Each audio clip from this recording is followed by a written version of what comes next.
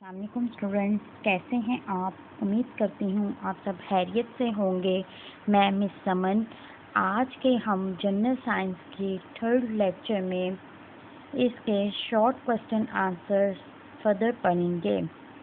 Question number 9 to हम 15 पढ़ेंगे। The first question is यानी ninth question is elastic potential energy और potential energy में क्या फ़र्क है। जवाब है, किसी जिस्म में पोजीशन की वजह से मौजूद एनर्जी पोटेंशियल एनर्जी कहलाती है। यानी आपका एक जगह से उठ के दूसरी जगह पर जाके पोजीशन कायम कर लेना, आपके जिस्म में मौजूद एनर्जी पोटेंशियल एनर्जी कहलाती है। वो एनर्जी जो आप एक जगह से उठ के दूसरी जगह पर जाएं और वो जिस्म में मौजूद एनर्जी पोटेंशियल एनर्जी कहलाती है। जबकि किसी जिस्म को दबाने, खींचने या मरोड़ने से जो एनर्जी स्टोर होती है इसे इलास्टिक पोटेंशियल एनर्जी कहते हैं। यानी कि अब आप खाना खा रहे हैं और जो एनर्जी आप अपने अंदर स्टोर कर रहे हैं, आपको भूख लगती है, आप काम करते हैं, आपको भूख लगती है, फिर भूख लगने के बाद आप खाना खाते हैं, ठीक है। उसके बाद जो आपके अंदर एनर्जी स्टोर हो जाती है, यानी कि खाना खाने के बाद आपके जिस्म के अंदर एनर्जी आ जाती है, इसे इलास्टिक पोटेंशियल एनर्जी कहते हैं।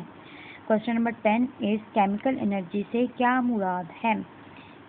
बाज़ औक़ात मुख्तलिफ केमिकल रिएक्शंस में एनर्जी खारिज होती है।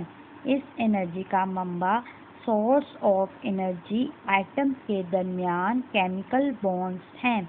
जब ये बॉन्ड्स टूटते हैं तो एनर्जी हासिल होती है, जिसे केमिकल एनर्जी कहते हैं। अब इस सवाल में बताया गया है कि समटाइम्स कुछ केमिकल जो डिफरेंट केमिकल्स रिएक्शंस जो होते हैं वो एनर्जी खारिज करते हैं। यानी कुछ केमिकल्स हैं जो यानी कि खारिज कर देते हैं, निकाल देते हैं एनर्जी को।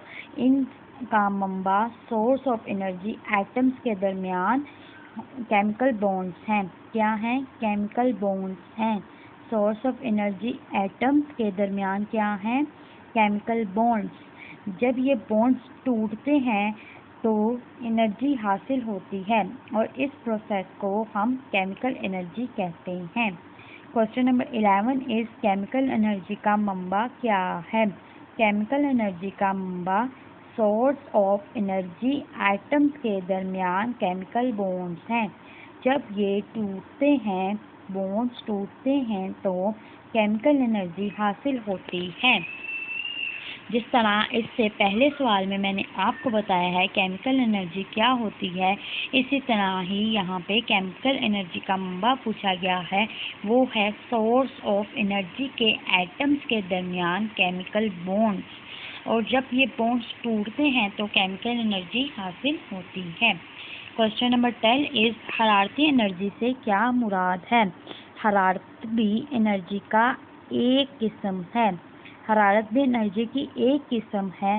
हरारती एनर्जी जिस्म के मॉलिक्यूल्स की हरकत की वजह से होती है। ये हरकत जितनी शदीद होगी, हरारती एनर्जी भी इतनी ही ज़्यादा होगी। सूरज हरारती एनर्जी का सबसे बड़ा मंबा है।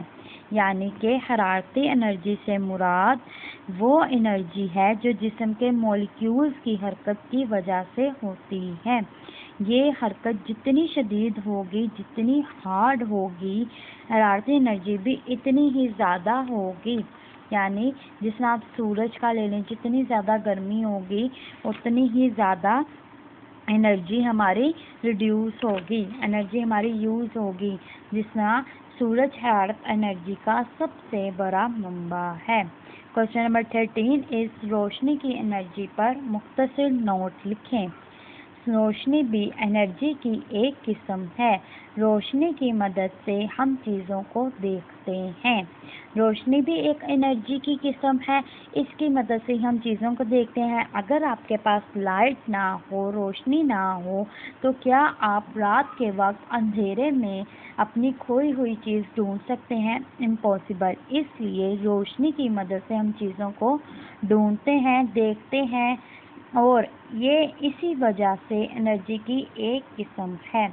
हरारत की रोशनी का सबसे बड़ा मंबा भी सूरज है और बल्ब में जब करंट गुजरता है तो ये रोशनी खारिज करता है। यानी जो है बल्ब ने रोशनी के लिए वर्क किया। पौधों के पत्ते फोटोसिंथेसिस के अमल से खुराक तैयार करते हैं। रोशनी के बगैर ये अमल नहीं हो सकता। यानी कि जब तक पौधों को सूरज की किरणें फराहम ना की जाएं तो पौधे खुराक तैयार नहीं करते। क्वेश्चन नंबर 14 इज हरारती एनर्जी और रोशनी की एनर्जी में फ़र्क बयान करें। हरारती एनर्जी भी एनर्जी की एक किस्म है, रोशनी भी एनर्जी की एक किस्म है। हरारती एनर्जी जिस्म के मॉलिक्यूल्स की हरकत की वजह से होती है और रोशनी की मदद से हम चीज़ों को देखते हैं। ये हरकत जितनी शदीद होगी हरारती एनर्जी भी इतनी ही ज़्यादा होगी। और हरारत की तरह रोशनी का सबसे बड़ा मंबा भी सूरज है और सूरज हरारती एनर्जी का सबसे बड़ा मंबा है। जब बल्ब में से करंट गुजरता है तो ये रोशनी खारिज करता है। यानी कि हमारे जिस्म की हरकत जो है वो मॉलिक्यूल्स की वजह से होती है। जितनी ज़्यादा शदीद हरारती एनर्जी हमें चाहिए होगी, यानी कि हरकत जितनी ज़्यादा शदीद होगी हरारती एनर्जी भी इतनी ही ज़्यादा हमारी यूज़ होगी। अगर आप एक जगह से दूसरी जगह स्लोली जाते हैं तो आपकी एनर्जी कम इस्तेमाल होगी। इसके बजाय कि आप एक जगह से दूसरी जगह भागते जाते हैं तो आपकी हरकत उतनी ही तेज़ थी, शदीद थी, इसलिए आपकी एनर्जी भी इतनी ही ज़्यादा यूज़ हुई। और रोशनी की एनर्जी में जब आप देखते हैं कि जब हमें रोशनी फराहम नहीं होती, हम उस वक्त तक देख नहीं सकते क्योंकि हमारी आँखों को यानी कि हमारी सेंस ऑफ साइट को देखने के लिए भी हमें लाइट की ज़रूरत होती है। रोशनी का सबसे बड़ा मंबा सूरज है। सूरज हमें रोशनी फराहम करता है। मिसाल के तौर पर बल्ब में जब करंट गुजरता है तब ये रोशनी खारिज करता है। Question number 15 is nuclear fission से क्या मुराद है। भारी एटम के न्यूक्लियस को तोड़कर न्यूक्लियर एनर्जी हासिल की जाती है। अब देखें जो हैवी एटम्स के न्यूक्लियस हैं उनको तोड़कर न्यूक्लियर एनर्जी हासिल की जाती है। इस अमल को न्यूक्लियर फिशन कहते हैं।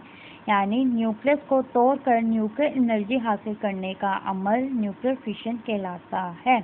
स्टूडेंट, ये था आज का हमारा लेक्चर। अगर आपको इसमें कुछ भी समझ ना आई हो या ऐसा कोई सवाल जो आप पूछना चाहते हो तो आप ज़रूर पूछ सकते हैं। इंशाल्लाह कल हम इसके further short question answer discuss करेंगे। स्टूडेंट्स, आपको इस लेक्चर का क्विज़ भी लाजमी हल करना है। अल्लाह हाफिज़। शुक्रिया।